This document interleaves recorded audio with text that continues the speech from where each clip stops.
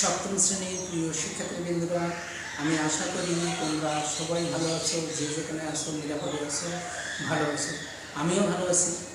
আমি আজকে তোমাদের অনলাইন ক্লাসে সবাইকে স্বাগতম জানাচ্ছি। প্রথমে আমি আমার পরিচয় এবং পাঠ পরিচয় দিব। আমি অনুকূল কুমার মণ্ডল, সহকারী শিক্ষক, বেড়াচুরি উচ্চ বিদ্যালয়, পালং শরীয়তপুর। আমি তোমাদেরকে আজকে বিজ্ঞান সপ্তম শ্রেণীর বিজ্ঞান বিষয়ে একটা ক্লাস নিতে যাচ্ছি। দেখি ক্লাসের বিষয় কি হবে। তোমরা এই ছবিগুলো দেখে অনুমান করবা যে আজকে পাঠের বিষয় কি হবে। দেখো, তোমরা এই ছবিগুলো দেখে অনেকেই অনুমান করতে পারতেছো যে আজকে পাঠের বিষয় কী হবে। পাঠের বিষয় আছে কাণ্ডের রূপান্তর। আচ্ছা, কাণ্ডের রূপান্তর পাঠের বিষয়। তাহলে আজকের পাঠ কাণ্ডের রূপান্তর ও রূপান্তরিত কাণ্ডের কাজ, তাই না? তাহলে আমি দেখি যে এই পাঠ শেষে বা এইটা পড়ানো শেষে আমরা কি কি জানতে পারবো বা বুঝতে পারবো বা শিখতে পারবো, তাই না? তাহলে কাণ্ডের রূপান্তর ব্যাখ্যা করতে পারবে, রূপান্তরিত কাণ্ড খাদ্য সঞ্চার ব্যাখ্যা করতে পারবে, রূপান্তরিত কাণ্ডের কার্য সম্পাদন ব্যাখ্যা করতে পারবে, আর আমাদের জীবনে রূপান্তরিত কাণ্ডের গুরুত্ব বর্ণনা করতে পারবে। তাহলে এই চারটা বিষয়ে আমরা জানতে পারবো এই পাঠ শেষে, তাই না? তাহলে আমি দেখি যে প্রথমেরটা, এগুলো কাণ্ডের রূপান্তর, তাই না? উপরেরটা হচ্ছে টিউবার আকৃতি, এটা হচ্ছে কি আলু, এটা হচ্ছে রাইজোম আকৃতি, এটা হলুদ, এটা স্টোলন আকৃতি, সাধারণত কচু গাছ। তারপরে এটা কি হচ্ছে তোমার, এটা সাধারণত দেখা যায় কোথায়? এটা দেখা যায় ঝুমকলতা, তাই না? আচ্ছা, এবার দেখি যে অবস্থান অনুযায়ী রূপান্তরিত কাণ্ডকে কয় ভাগে ভাগ করা যায়, জানো না? 3 ভাগে ভাগ করা যায়। অবস্থান অনুযায়ী রূপান্তরিত কাণ্ডকে 3 ভাগে ভাগ করা যায়: ভূনির্মস্থ কাণ্ড, অর্ধবায়বীয় কাণ্ড আর বায়বীয়, তাই না? তাহলে প্রথমে ভূনির্মস্থ কাণ্ড, ভূনির্মস্থ রূপান্তরিত, এটা হচ্ছে প্রথমে টিউবার আকৃতির মতো হয়, এটা আলু, তাই না? তারপরে রাইজোম, রাইজোম সাধারণত দেখা যায় হলুদে। তারপরে কি কন্দ, কন্দ কিসে? এটা হচ্ছে সাধারণত কন্দ আকৃতি কাণ্ড দেখা যায় পেঁয়াজে, আর গুড়ি কন্দ দেখা যায় ওলে, তাই না? এবার আমরা পরবর্তী দেখব অর্ধবায়বীয় রূপান্তরিত কাণ্ড। তার মধ্যে কি কি আছে? ধাবক আছে। ধাবকটা কি সাধারণত দেখা যায় থানকুনি গাছে দেখা যায়।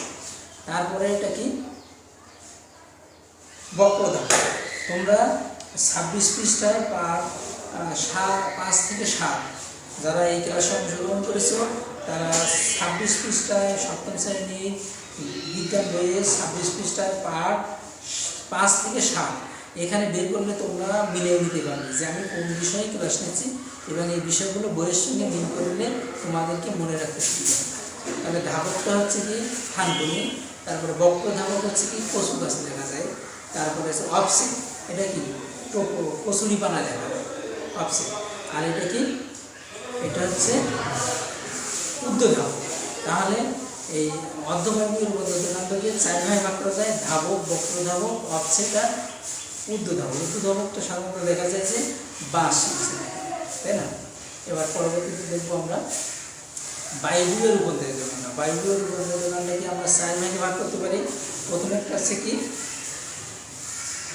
প্রথমেরটা হচ্ছে ফণিমঞ্জা, এটা হচ্ছে কর্ণকাণ্ড, তাই না? তারপরে দেখবো এটা কি শাখাকাণ্ড। শাখাকাণ্ডটা আমরা সাধারণত কোথায় দেখতে পাই? বেল গাছে দেখতে পাই, তাই না? শাখা। তারপরে কি শাখা আকর্ষণ। শাখা আকর্ষণটা কোথায় দেখা যায়? সাধারণত ঝুমকল বা ঝুমকলতা। এবার বুলবিলটা আমরা এক ধরনের আলু গাছে দেখি, তাই না? তাহলে আমরা বায়বীয় রূপান্তরিত কাণ্ডকে 4 ভাগে ভাগ করতে পারি: কর্ণকাণ্ড, শাখাকাণ্ড, শাখা আকর্ষী আর বুলবিল, তাই না? তাহলে আমরা আজকে রূপান্তরিত কাণ্ডে প্রধানত 3 ভাগ, রূপান্তরিত কাণ্ডে 3 ভাগে ভাগ করতে পারি আমরা: ভূনির্মস্থ কাণ্ড, বায়বীয়, অর্ধবায়বীয় আর বায়বীয়। এইটাকে এবার তাহলে এই ভূনির্মস্থ সমস্ত কাণ্ডকে 4 ভাগে ভাগ করতে পারি, স্ফীত কাণ্ড, রাইজম, কন্দ আর গুড়ি কাণ্ড। আর আমরা হচ্ছে অর্ধবার্ষিক উদ্ভিদ কাণ্ডকে 4 ভাগে ভাগ করতে পারি, কোয়ান কাণ্ড, শাখা কাণ্ড, শাখা আকর্ষণ আর গুড়ি। তাহলে আজকে আমরা এই পাঠে যেগুলো আমি বুঝাইলাম তোমরা নিশ্চয়ই বুঝতে সক্ষম হয়েছ। আমি তোমাদেরকে আজকে একটা বাড়ির কাজ দিব। এই বাড়ির কাজটা তোমরা মুখস্থ করবে রূপান্তরিত কাণ্ড কীভাবে আলাদা করবে এবং তার উপর একটি অ্যাসাইনমেন্ট তৈরি করবে।